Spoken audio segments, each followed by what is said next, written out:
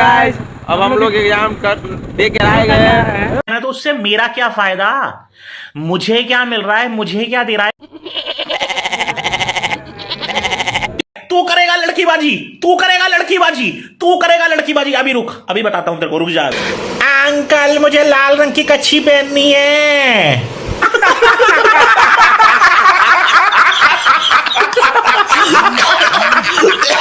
ये मेरा बेटा है। अच्छा मेरा बेटा ठीक है। दोस्तों मुझे मेरे बाप से बचाओ यार।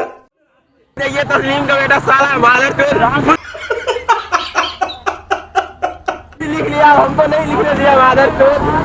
ये भोसड़ी वाला मादर चोद है। अच्छा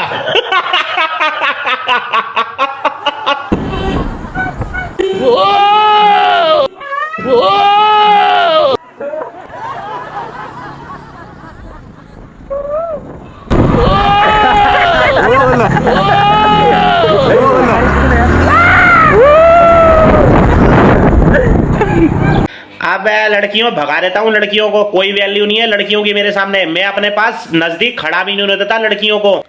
धन्यवाद।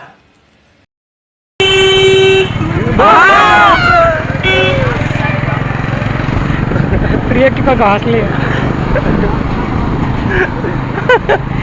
वीडियो नहीं ले रही।